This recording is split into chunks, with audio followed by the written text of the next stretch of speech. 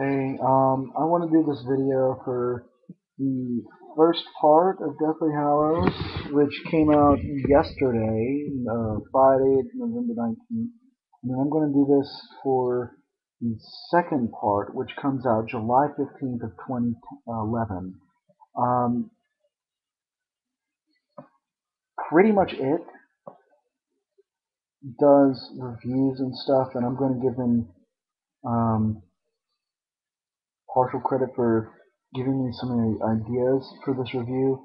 Um, I want y'all guys to go and actually check out their review. If you after you've checked out mine or whatever, I don't really care. But anyway, the way they did this movie, at the like, was it keeps you on edge, on the edge of your seat most of the time. Um, yeah. Okay, so I want to talk about a couple of scenes in the movie that I thought were really well done or just really annoying. Um, but first, I'm going to talk about the deaths. The deaths were in this movie. There were four deaths. There were Mad Eye Moody, Hedwig, um, Professor Burbage, and then Dobby. The most emotional death that I can think of. Like everyone was, I mean, plus it was the longest the longest death scene in the movie was Dobby's. I mean, Dobby's just one of those great characters that was never really focused on. Um, it's saddening because he's one of those hyper characters, and then he dies, and it just feels like the movie's dull. But anyway, Mad Eye Moody's death was, I guess, portrayed decently. I wish it would have done a little bit more, made it a little more emotional, but whatever. And then Burbage, Professor Burbage, the Muggle Studies teacher at Hogwarts, her death was well thought out. Like that's the whole opening scene with um, the Death Eaters sitting in the Malfoy Manor. Um, I mean, that whole entire scene was well thought out, really well thought out. I thought that was my thought on it. Anyway, Hedwig's death made it feel like I mean, it's different than what it was written in the book.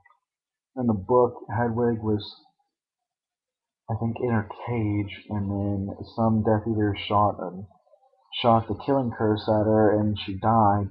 But in the movie, I thought it was, I guess, better than in the book.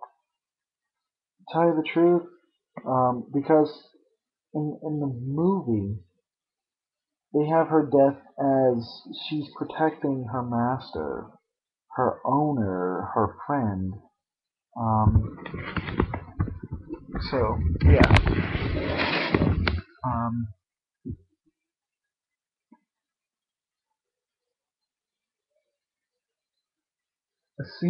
the first thing I want to talk about is the scene with the Horcrux. The Horcrux scene was well thought out. I thought. It's almost wish they would have J.K. would have written this than what she did. What she wrote made it seem like it was just like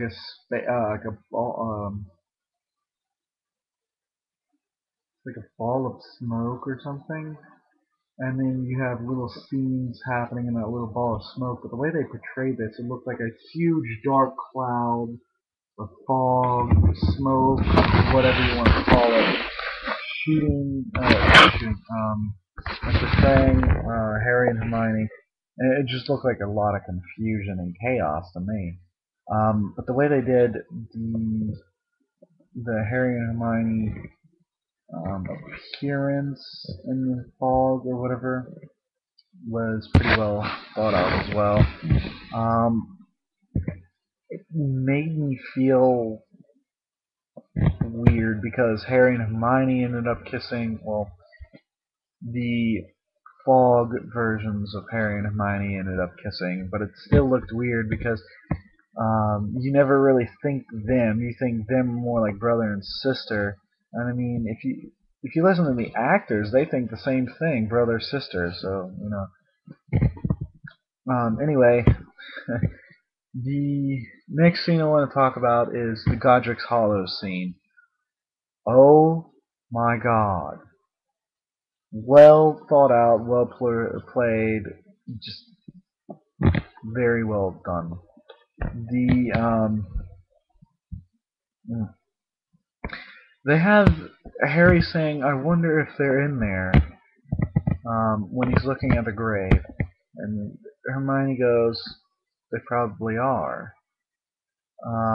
They go into the graveyard. You see Hermione look at Ignotus Peveril's gravestone, and you see that symbol on the gravestone along with his name, and she goes, "Harry, Harry," you know.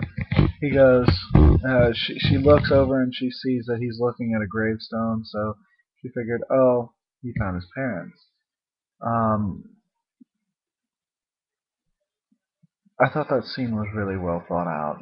They have Hermione magically making a wreath with lilies on it appear at the gravestone, so it's like they got them flowers. Um, Also, I thought in the Godric Hollow scene, I thought the way they show Harry looking back at his, well, now messed up, burnt out, whatever you want to call it, house where he was raised from when he was born to like 1 year old or whatever. I thought it was good that they showed that scene. Yeah. I really like the Albus Dumbledore will and testament scene. Um, I almost wish they would have had Harry had the scene right after where the minister's gone, and Hermione's like, "Well, I thought something was going to happen." Harry said, "Well, no, I didn't open it with. Um, I never touched it with my skin first. I touched it with my mouth." They didn't show that right after, but they did show it. So I mean, it's still pretty good. Um, Another thing I want to mention is not necessarily a really well, I mean, I guess important scene, but I mean, it was still a really well thought out scene. I thought it seemed like the perfect timing for that scene. It's the scene where Ron's gone and Harry and Hermione are sitting in the tent and they're just doing nothing. Harry's just listening to the radio. Hermione's sitting by the radio listening to music. And then Harry goes over to Hermione, says nothing, takes her hand, and then they start dancing. And it's kind of funny, but I guess important at the same time. If you think about it, it's important because it just shows that even in the midst of darkness and confusion and chaos, you can still find a way to have fun. So yeah. Another scene I want to talk about, and I think it might be the last scene I want to talk about. Um, yeah, it's the last scene I want to talk about. It's actually the ending scene. The way they did this scene was well thought out, I want to say, but annoying at the same time. They have Voldemort going into Dumbledore's grave and taking the Elder Wand. from Dumbledore. Oh, sorry, I lied. One more scene after this. They then this scene it's a great place to end the first part, but it shows there's definitely a second part to the movie. It makes you say, well, what the hell? Where's the next part of the movie? You know, so it does its job in wanting you to come see the next Harry Potter movie, but it's still very annoying at the same time. Alright, the scene I just remembered was my favorite scene in the whole entire movie. It's the scene where Harry and Hermione and Ron keep seeing the Deathly Hallows symbol, this symbol, multiple times everywhere.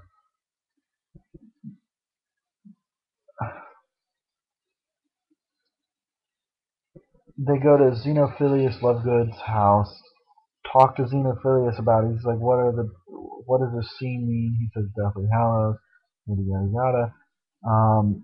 And then they get Hermione to read the tale of the three brothers to Harry, just to explain what the Deathly Hallows are.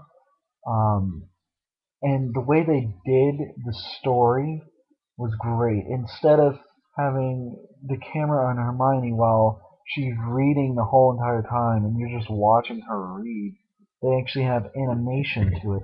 They have animation showing the three brothers and then making the bridge, then death, and then getting the gifts from death, and the three brothers' separate stories. Um, just the way they did that whole entire scene was like phenomenal. I want to, like, no joke. It was extraordinary how they did that. Um, and then right after that, you see Xenophilius drawing the Harry, because Harry doesn't understand still. They see we see Xenophilius drawing the Deathly Hallows symbol, and when drawing it, he's pointing out the three Hallows: the Alder Wand, the Resurrection Stone, and then the Cloak of Invisibility. It was just really well thought out, I want to say. And I'm going to say, so it was really well thought out. Anyway, if you enjoyed this video or you enjoy Harry Potter or anything, I would like to hear your comments or whatever if you have any. Just comment on this and let me know what you think. And then also I want you to go check out Pretty Much It's review on Harry Potter, and I mean, not only that, but go check out the rest of their movie reviews. I mean, it's pretty good. I mean, they don't just give you movie reviews; they give you um, like casting or the next title of a movie or something like that. But they're a really well thought out like movie review type group. Anyway, whatever. In the comments, just let me know what you think, and that's it for now. I'll talk to you after I see the next Deathly Hallows movie. Enjoy.